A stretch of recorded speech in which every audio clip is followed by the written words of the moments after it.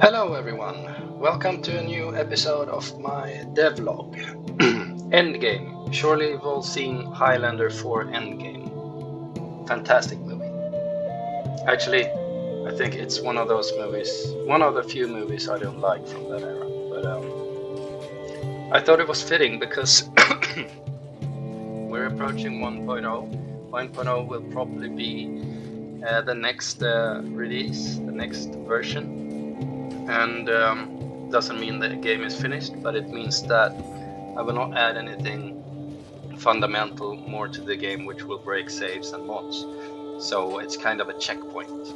And then I'll continue working on the game some other way, like expansion packs or something like that for those who want more out of the game. But and I think the release date is going to be either in the late fall this year or early spring next year, or in January, February, or something like that. And I'm not going to talk about 1.0 and what features it will have. It's on my roadmap, basically. Some features are getting cut for 1.0. I want to emphasize it's going to work on those features, like the undead functionality and the campaigns. A single player campaign might be added to 1.0 at a later stage. We'll see. Don't worry, it's gonna be great. Like Trump says, it's gonna be fantastic. It's gonna be great. So I got lists here. I didn't want to start a political debate. I just find it amusing when he says that. He's so confident. So first off, this is my city, which I have built during the last days, weeks, maybe even. I've had a hard time. First off, there were a lot of bugs, of course, and secondly, I found the game to be extremely difficult, and I couldn't manage to do what I set out to do. And I'm playing on, like, I have the easy race of Kryptonians, and I have fertile land and everything, but I still couldn't make it. So that prompted me to make the early game easier. And perhaps it's been too hard in the past, and I apologize for this. It was not my intention, but I'm doing my best to listen to you guys. I rarely play the game. This is the first time I probably played the game properly for a very long time, and I've only reached 600 population, so I have like 50% of the game to explore that I haven't touched.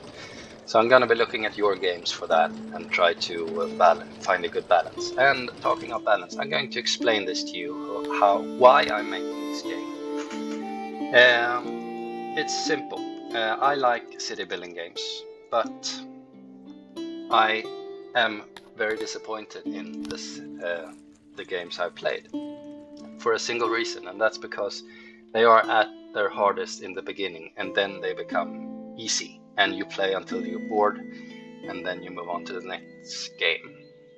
And for instance, Banished. I played a lot of Banished. It's the most modern city builder I played, probably, and it's 15 years old or something, but still, I don't think it's changed. It's very difficult to survive that first winter, but what you do, you just rinse and repeat until you're bored and you quit. So I want to flip that around. I want to have a not too difficult game, but a game that gets more and more difficult as you progress. So something like this, if you get my meaning. This is the as you progress your population, and the y-axis is the difficulty. And actually, I want it to go something like this, so that it kind of reaches a point where you get minimal returns for your investment, but you can still make some small progress, and that's what I've been trying to make. And right now, I think that Songs of Syx, when it launched 3 years ago, it was something like this in the terms of difficulty. Over here at 200 population, you've done everything and you locked everything, and then it was just about copy and paste buildings until you reach 10k population. Some like that, and that's okay with me, but it's not what I wanted. So what I've been doing for these 3 years is basically adding stuff to the game so that I have content to keep you challenged and interested all the way to the maximum population, whatever that may be. If it ends up being 8,000 or 12,000 or 40,000, I don't know. That's still up for debate. I'm thinking now maybe 10,000 or something like that. Because at 10,000 it becomes so slow that might be too boring to continue. And I think that the previous version, if you play that, it had also something like this, a little bit longer. Then it kind of difficulty fell off, and the problem was getting out onto the world map and getting your first region, and getting the first money to buy your first band of mercenaries, and then was kind of free fall from there. I saw cities bathing in resources, and it made me very distressed. So basically what I've been trying to do now is instead of having that bump, just trying to get this nice slightly exponential graph in terms of difficulty.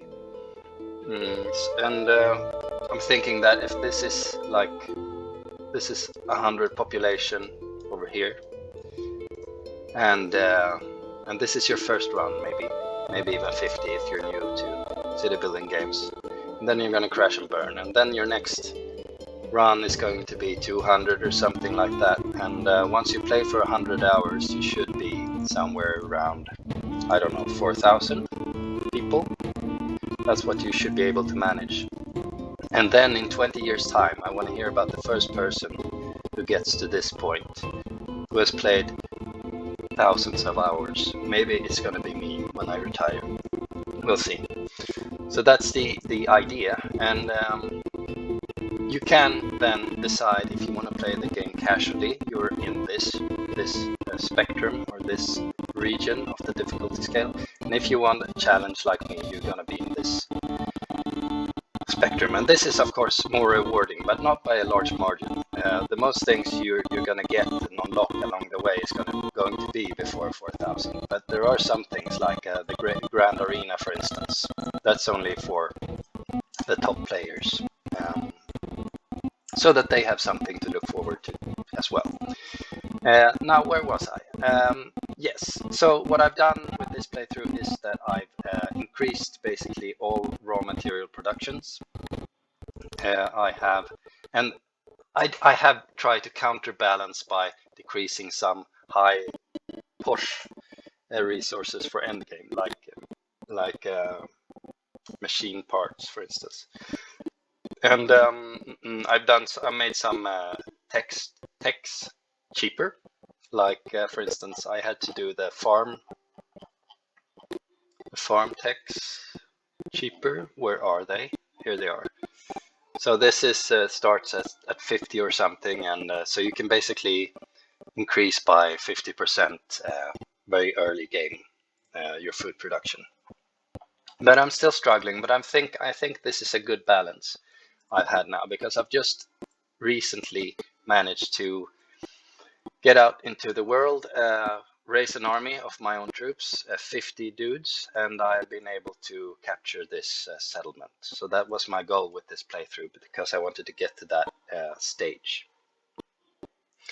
So I think that explains what I'm trying to do with the game. And that has been my vision. That's the reason I'm making this game. I'm just not making it because I wanted to make a game. I'm making it because I was missing something from the other games. And it's the same thing in Total War, for instance. I'm just going to rant here for a while. Total War disappoints me utterly, because it's the same thing there. You struggle, everyone's attacking you in the beginning, you don't have any money, you don't have any troops, and you build up and you build up. And finally, when you're ready, you got your military techs and your infrastructure and your armies all set up, they're all running away from you. It's completely backwards. That's when the challenge should start, if you ask me. And it doesn't. And some games, they have mechanics like the Civil War, and they've got artificially increasing stacks for the AI, and try to counteract that, but it's not working. And it's not there because it's really hard to do, and that's what I've been trying to do, and that's what's taking so long. And that's why I've added all this stuff to the game, which have been in a bad state, but with this playthrough, I really looked into everything and giving everything a role in terms of difficulty. So I've looked into, for instance, the rating stuff. So that's really fine-tuned now to keep you on the edge early on. And then we have health and we have law, for instance. And I haven't really worked on those that much now, but they're not really a problem at my stage right now. But they're why is my happiness plummeting? Services. Oh, I'm doing something when I yeah, I don't know. I have to look into this. Anyway, where was I? I don't know. Never mind. I was ranting, wasn't I? Let's move on. Okay, so like I said, I haven't done anything revolutionary this time. I haven't added anything revolutionary, but I do have some new stuff. For instance, I have two types of drinks, Piva and Chede. And they are two drinks, and you can serve both of them in the tavern, and they work the same as food preference, basically. So no big thing there. The Chade is more expensive to make, though. So that's more luxury. And then I have the massage parlor for strange activities. That's over here. No, it's over here. No, it's over here. Don't want to hear that you're confused by my beautiful UI here, like I just obviously am. But I'm gonna talk about that later. I'm just gonna find there we are, the massage parlor. I just wanted to show the icon. I haven't unlocked it yet. It's a fun room. And then I have the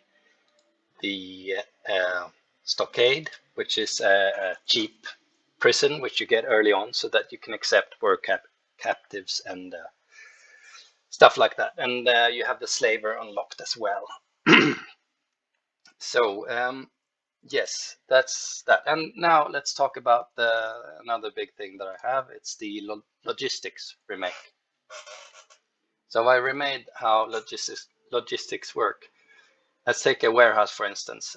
You got the normal fetch thing, which is about fetching things that are on the ground or from an industry, for instance. Like from this output from this room here, they're gonna fetch that if it's within the radius. You can toggle that if you want, and they won't fetch. And then we have 4 pull orders, pull source, which lets you've done this probably with the MT2, but it lets you set a warehouse and then you get information why it's not working and stuff like that. So you get 4 of those, and the old fetch is gone, so you'll have to do this. And while it's more micromanagement, it's more powerful. It still has limitations, but I don't think it's bothersome to set these kind of things up. So I think it was a good idea. And then we have the storing as well. So if you want to store up for upgrades and whatnot, you can press that button. And all rooms have this, all logistics rooms. Where's my hauler? I got a hauler here. The hauler can pull as well.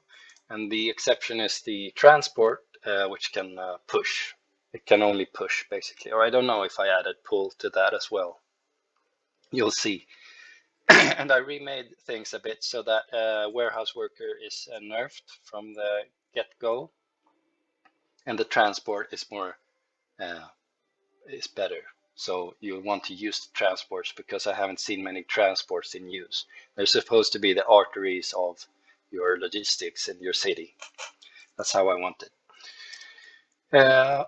Yes, and all right, so let's move on to the bottom UI. I haven't done a lot of changes here. I have, however, found a style which I'm very happy with. And you can see the style is almost everywhere now. And I'm just happy with that. You'll have to live with that. These are basically the same. What I felt like I wanted to do was move up these things here to the first level of the UI so you can easily access them, because many people were looking for roads and structures and fences and decorations and whatnot. So I had to add an extra button here. And then this is also its own space, because that's it. While you're not doing this, when you're in an advanced state, this is what the new players are looking for instantly. And done some things here, not much. And that's that. And so that is hands off now. I think that's in a good state. Oh yeah, portraits, a very sensitive topic. I read the comments for my little preview post, and a lot of people are not happy. Well, not a lot of people, but I'd say maybe counting high 20% are not happy with the new portraits. Now I think that's because of nostalgia, or that the old portraits, they were more blurry, so that you had to make up your own mind, use your own imagination to figure out what they actually look like. And that's a good thing. I agree. But I think these are better in my mind. I like them a lot. It's the same feeling for me, you know. It's not exactly how I envisioned a Kryptonian to look, but it's grown on me, and I think you can handle it. And there's been new portraits for every race. For instance, I don't think anyone is complaining about the human portraits, and some are complaining about the Garthemi. I think they're better as well. What can I say? It's okay to have a different opinion, but I hope it doesn't affect your overall opinion of the game. And I sincerely think that if a new player came along and had a look at the old and the new portraits, we're gonna pick the new portraits 100%. Because I'm dealing with a lot of what I think is nostalgia when I'm developing this game, especially recently. And it's always, welcome to criticize. Um, but bear in mind that everyone doesn't always know why they are disliking something, and then it becomes very difficult for me to figure that out. So if you give if you're going to criticize, please think about why and how you feel the way you do, and I'll listen gladly. Okay. Let's move on. I have some notes here. You see, I prepared today, and I hope the audio quality is better because I'm using my headset now. My mic, I think, was broken for 3 years, so this should be a bit better. Yes. So what I've also been doing this update is make the game save resilient, I call it. So basically, it has helped me tremendously because I can change things and then load up my old save, and it will work. And that's what I'm aiming for 1.0, because after 1.0 I intend on collecting your cities, if you give them to me freely, of course, and then have a database of cities, and then use that, for instance, for enemy sieges, or if you're besieging another city, you're going to load up something that could be that city on the world map, and fight the siege in that city. That's one of the use cases I have for these cities. Yes. And so that means also that while I don't think this version is going to be save compatible with 1.0, it means that I can change 1.0 a lot more and add new stuff without breaking saves, because I'm not going to break saves after 1.0, and I'm not going to break mods either. And hopefully, if you're making a mod for this version, it will work with 1.0 as well. That's that, and that took some time. Let's head over to the world map, and let's remove the foe. And so what I've done is that Yeah, I've re-added the green. I know a lot of people missed the green, and I actually figured that I can use green not just as dark as I used to have, and we have green. So it was quite simple, and I've done some other changes as well visually, and I hope it's better. But what's going on here is when you generate a map, I make sure that you get one city factions surrounding you, and you're also going to get some rebel cities. For instance, this was rebel, and the AI is not going to touch those until you actually start interacting with the world map. So I made sure that you can actually expand. That's good, right?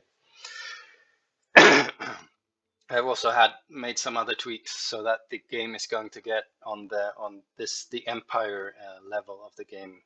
The layer is going to be increasingly challenging for you as you grow. And for instance, I've redone this the whole development of regions things completely. It has a new system, and I don't really remember what I did, so you'll have to explore it. But it's a bit simplified and a lot better, and it doesn't have the same progress graph that the previous version has. This is more, it's going to flatten out. So you can only, I think I designed it so that you can only have actually 12 regions or so. The other world, piece of the world, you'll have to use vassals or allies and whatnot. Yeah, and we got some tax going from the, I can actually increase the tax a little. Good that I reminded myself about that. And it's basically the same, but this has been all rebalanced and such. And and also it's more emphasis on, if you have one region, you can't really develop that a lot, but if you have two, they can complement each other. So you're building a what's it called, a circle of life, not circle of life, not network. I don't know, but they're working together. All your regions are going to work together, and you're going to get stronger by all of them, and every piece is going to be important to you. And that's why I chose to have 12 regions, because I want an amount that you can keep in your head, and when a pop-up says Sarlo is being under siege, Sarlo, oh, my grain producing region or my fruit producing region, this is a disaster. Okay, so that's what I want to do with that.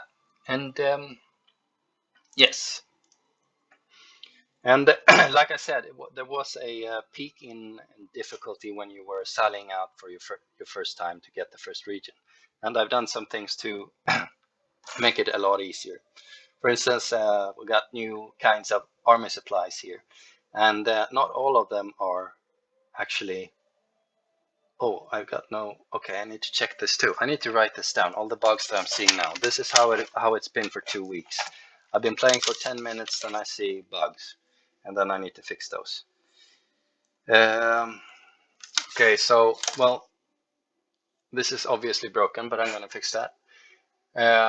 Only rations are mandatory. So rations, if you don't have rations, your army is going to disband.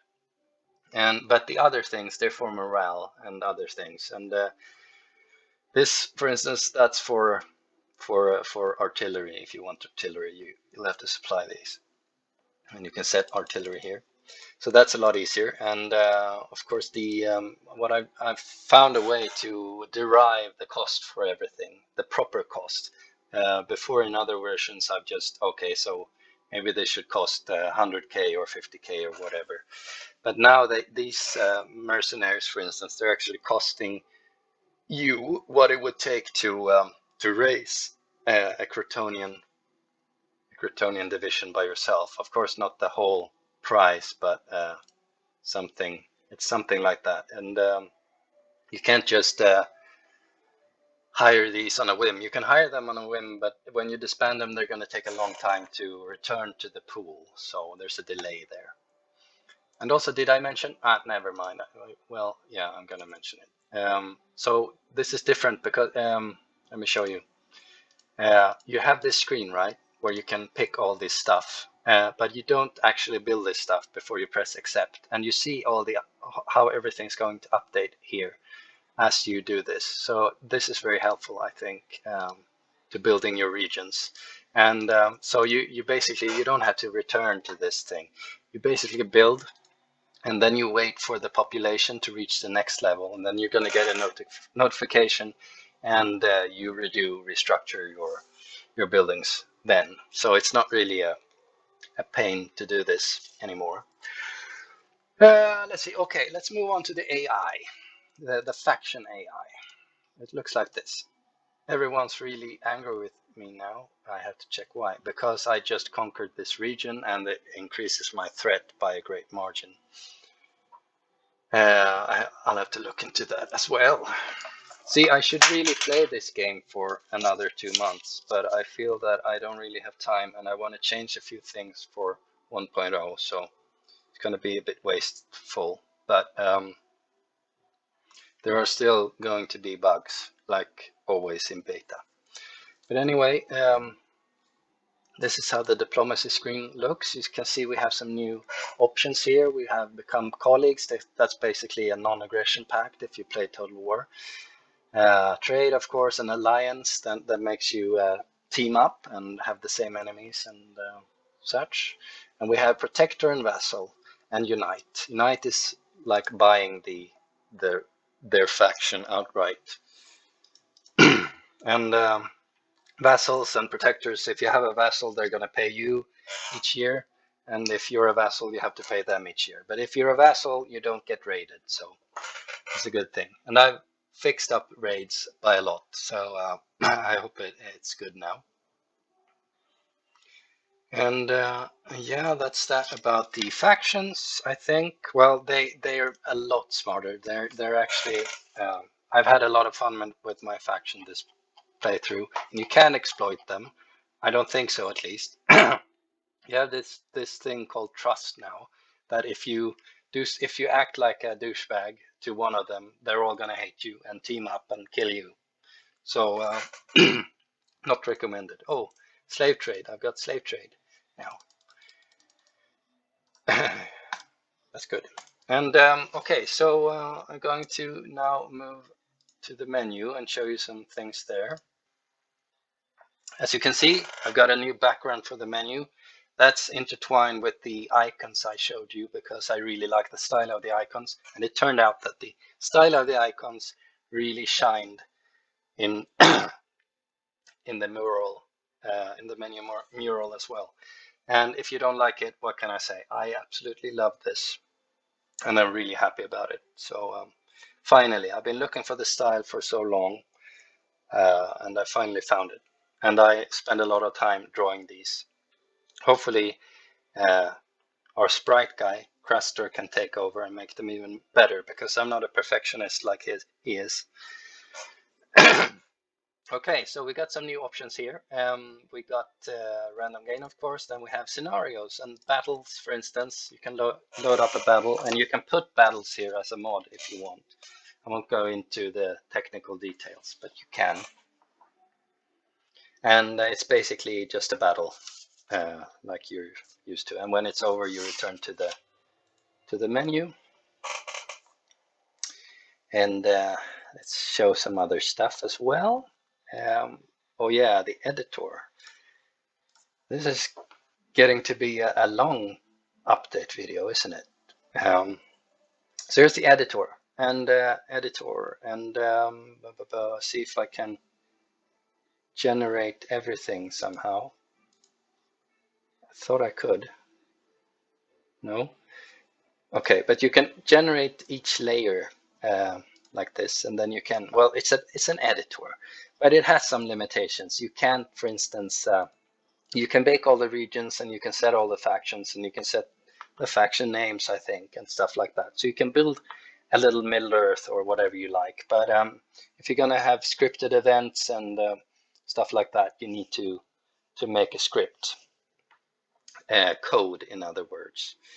And then you can save this map either as a work in progress, or you can ship it as a mod for for other people, and those will be found in scenario custom games.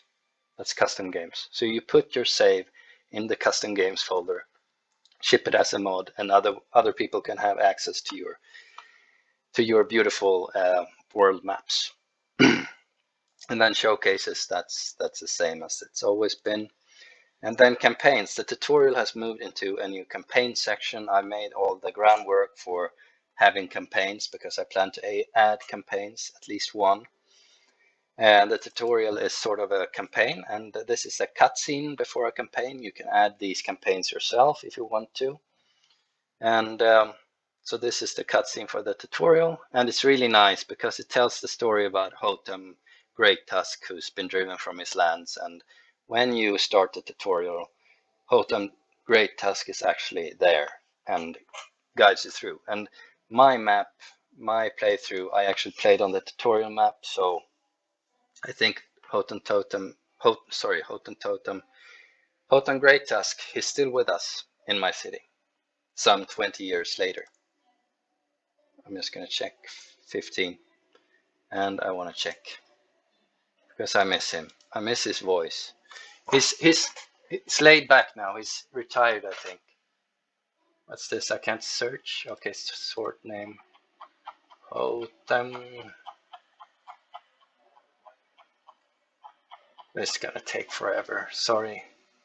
Hotem Great Tusk. There he is. The legendary Hotem Great Tusk. He's 14-year-old. That's wrong. Something wrong here. Need to check that out too. So hopefully I will continue fixing the bugs, and hopefully no one will catch up to me where I'm at, and it will be a rather bug-free experience for everyone.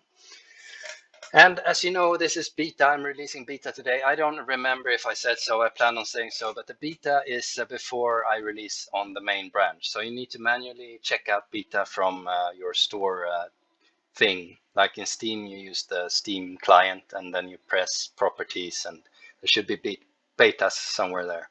And on GOG, there's also this something similar if you use the GOG Galaxy thing. And on itch, I think I push the beta directly. So thank you for listening, and I hope you have fun, and I'll continue working on 1.0 after I've fixed all the bugs in this version, and it will be a smashing success. I forgot to talk about the video that was released by Seth and my sale and all of that, but I think I talked about I made a Steam post about that, but basically it was really good. Thank you very much, Seth, if you're listening. You really helped putting good taste into people's lives, and the sales were fantastic. I sold 15,000 copies. I've sold 120,000 copies so far.